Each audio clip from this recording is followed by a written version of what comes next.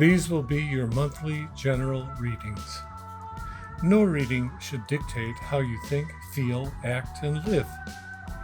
Your power is yours and yours alone. Keep it, respect it, and love it. What you can expect on this channel is to hear a lot about blending and weaving together of feminine and masculine energies. So maybe you will find a versatility here which will make it equally comfortable to listen alone or with your significant other. These are, as I said, general readings. What you resonate with, that is for you. You can happily let everything else pass you by. Thanks for being here, and let's get started with your reading. Greetings, water signs. Has anyone told you lately that you're their favorite? Well, you're definitely mine. Welcome, June 2020. Just wanted to show you the card decks we're going to use, and then we'll go down to the cards themselves. And I just got a new deck by John Holland. It's called Psychic Tarot for the Heart. I'm going to use it as an oracle deck. The backs are quite stunning. The artwork is excellent. And let's have some fun with it. For the Cosmic Father energy, we have the Ghost Tarot. For the Cosmic Mother energy, we have the Tarot of Marseille, Jodorowsky version. For the blended energies, we have the Shadowscapes Tarot. So, looking forward to it. Let's get started on your reading right now. Thanks.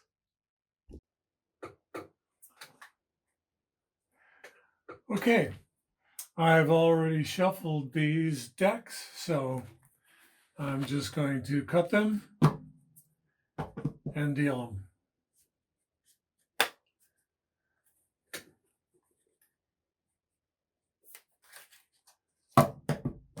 The Blended Energies line.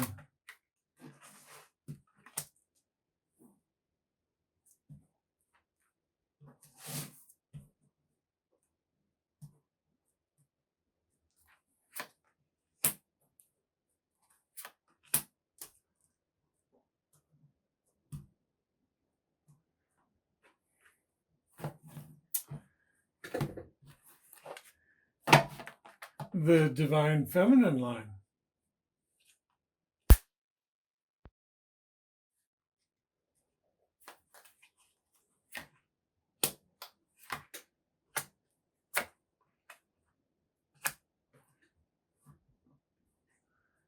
And the Divine Masculine line.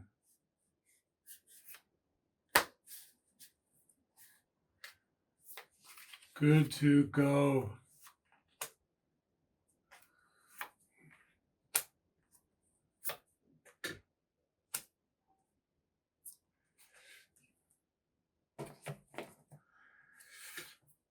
Now for the Oracle / Psychic Tarot for the Heart cards.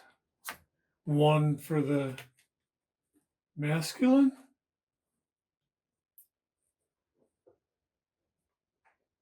one for the feminine. One of the cool things that makes these more tarot / oracle is that they're associated with the minor and the major arcana. And so this is associated with the 9 of Pentacles, a well-deserved reward. And this is associated with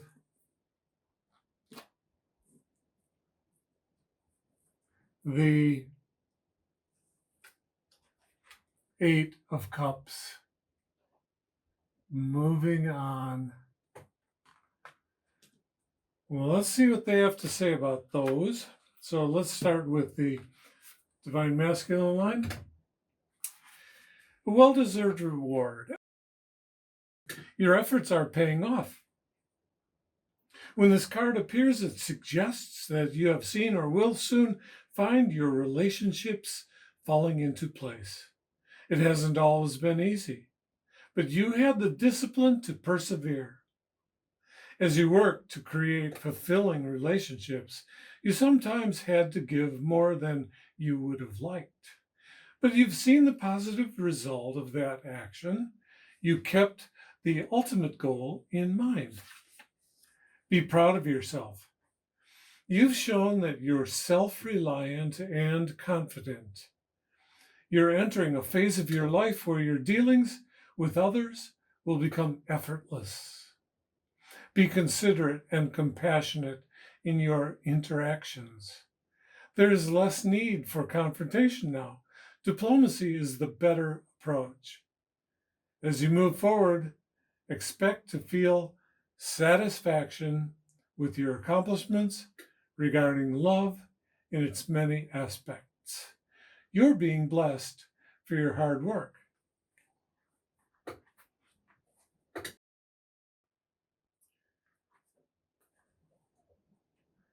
Now let's move on to the moving on card with the Divine Feminine line. Moving on. Change is a necessary part of the natural world. This is also true of relationships. As a person evolves, so must a relationship, or it will stagnate. This card is a reminder to examine your current relationships to see if they still feed your soul and help you grow. Are you staying in a relationship because it seems okay, or there's no real reason to end it, but you feel like something is missing? Do your relationships have substance and bring joy? Are you able to be your authentic self in your relationships? This card suggests that it may be time to walk away in some respect. This can be an actual ending of a relationship or simply taking a break to soul search. This is your time. Give yourself the space and permission to determine what you need and what you want, and then decide if it can be found in the current relationship as it exists now. If not, it may be that important time to make some essential changes. And there you have it.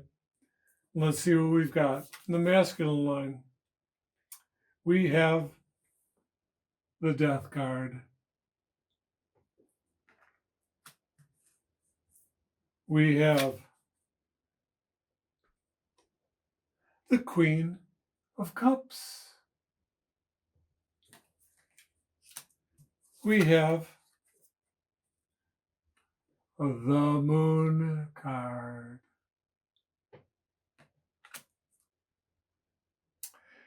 In the Divine Feminine, we have the Page of Wands. We have the Nine of Pentacles. We have the Page of Swords. Wow, how interesting is this? Okay, so in the masculine line is the Queen of Cups, bracketed by two major arcana, Death and the Moon.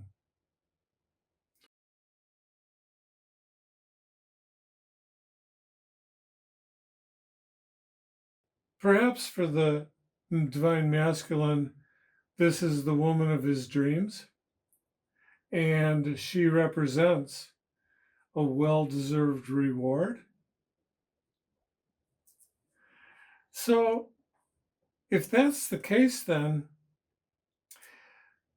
that the backstory is important. In fact, even if that's not the case, and this is just the individual looking at the divine masculine within themselves, that the divine masculine is seeking the balance with the divine feminine in love. So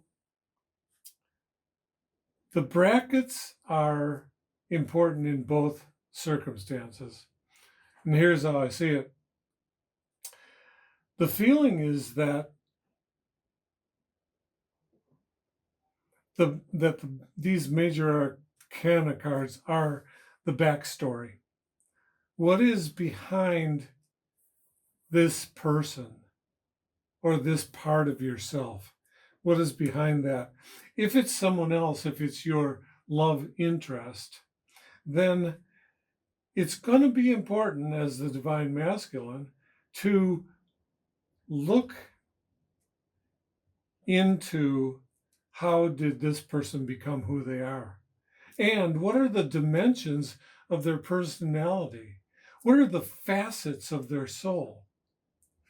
Is there perhaps a time in the past when it was time to cut to the chase, to leave things behind and take care of business in terms of taking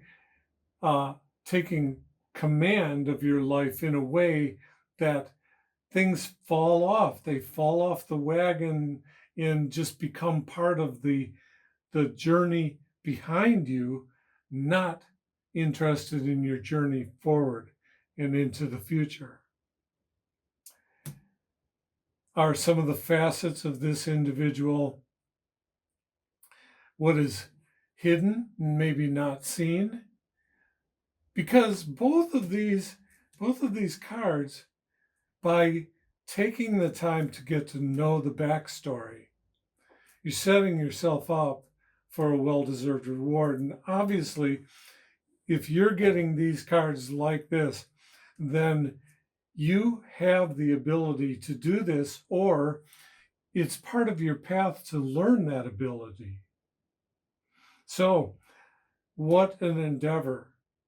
What an endeavor of diving into this shadow side, the death card, the moon card. Explore it. Look at it as a grand adventure because it certainly has every reason to be one. So let's move to the divine feminine. This card is associated with the Eight of Cups, which in many other decks shows somebody to be walking away from cups. Okay, that's fine. Typically, though, when we look at the Eight of Cups, don't we also look at there's a reason to move away from those cups? And that reason is to take on the mantle of a higher life, a higher part of yourself, a higher love, if you will, as Steve Winwood used to say or sing. And how do you get there? Well, what are you going to have to do? And it's fascinating because we just got done talking about the need for this masculine to dive in, to delve in, and right below those two dive in cards and get to know the backstory is communication. In this one, the communication is the fire.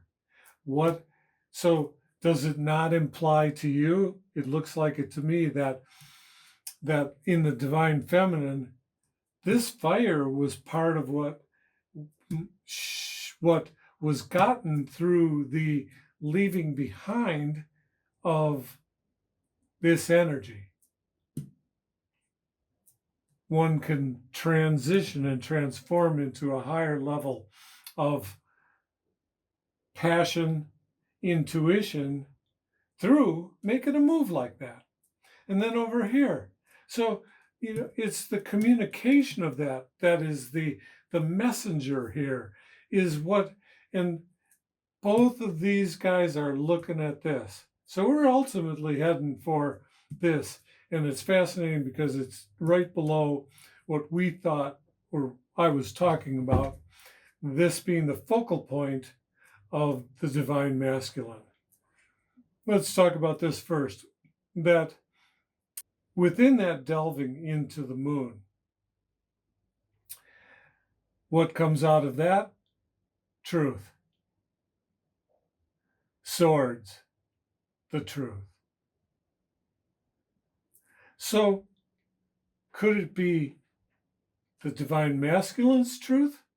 Well, that's the whole high adventure portion of this, is to discover that, because it's laid out in a dynamic so that the truth wants to be discovered. The energy is flowing both ways here.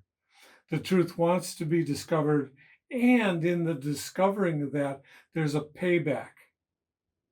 So the efforts and the returns on investment are huge.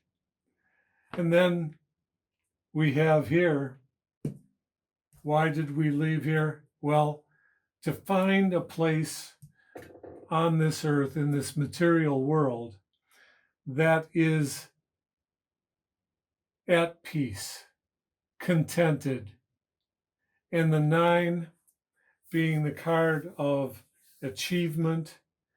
By the time you get to the 9, you've gotten there. You've gotten to that place where your achievement is high. You're just at the threshold of walking into the completion of that cycle. And maybe this endeavor of blending you and you, whoever you are in this dynamic, the blending leads to the 10. So if this is the column that supports this whole line, this whole operation, it's a foundation that's so solid and so dynamic. Queen of Cups, 9 of Pentacles. That's it for the lines themselves. Now, let's see what the blended energy wants to say through the cards. We've got the situation here is the Hierophant. The challenge is the Ace of Pentacles. The asset here is the Strength card. And the potential outcome is the Empress. Wow, wow, wow. I am so glad that they say you can't make this stuff up, because sometimes it seems like mind-boggling without that reminder. All right. So there's an element here of revisiting the past, but the Hierophant is the one that brings the rules of the road from the cosmos. I mean, the spiritual component of the divine rules, the divine law to the earth. And so what does that mean for this kind of dynamic? It means that that's the endeavor here, that it's a divinely inspired endeavor. And I would say that the major arcana, since there are 5 of them out of 10 cards, like half of it is divine, it's well balanced. So the idea here is to not forget that the balance wants to be both 1 foot on the earth and 1 foot, well, let's say your feet on the ground, and you're reaching for the heavens. The challenge being the Ace of Pentacles. So, if it's something that's to come in your future, you're first going to have to get here with this, the chemistry of this, for this challenge to emerge, because this line emerges from the weaving of these lines. And at that point, you're going to have gone through, the implication is that between here, the 9 of Pentacles, and the Ace is a 10, a completion, which empowers you to handle this. Be aware of it. I mean, nothing happens when you got your heads up and your spiritual heads up display is running strong. Things like a potential challenge that's earthbound does not knock you down. Rather, it empowers you to be forearmed because you're forewarned. Your eyes are open, especially given that you have your asset being the Strength card. The Strength card is the quintessential blending of the power of the divine brought to earth. I mean, think about it, that the woman who is in the Strength card, she is got the infinity in this deck. She's got the infinity symbol on her head, just like the magician had the infinity symbol floating over his head, which means they're linked in spiritually with the divine. But the divine is fine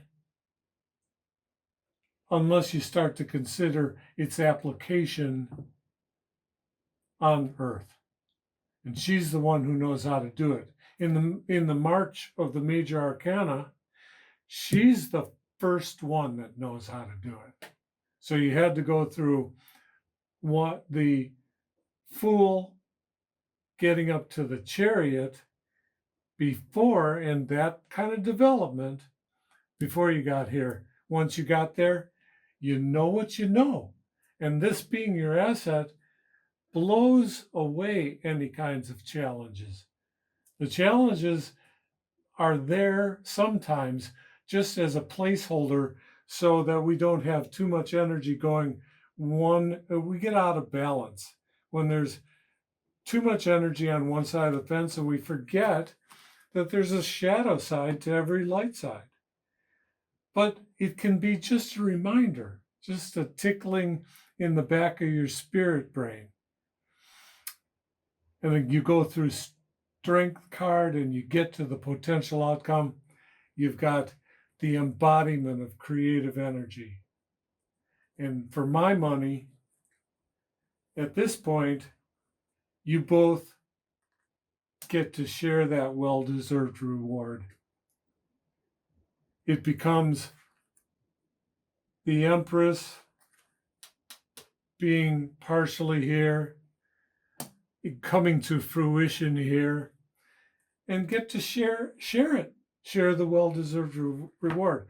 That was what everything was about. All the endeavors, all the work, all the time for every purpose under heaven, including a time to enjoy the fruits of your labor. So this reading, although it has some components in it that are going to require care and depth and stuff like that, it does not feel like work to me. It feels like gold. It feels like what really happens in the crucible of the alchemist. Have fun with your well-deserved reward, because you deserve it. And thanks for being here. I will see you next time.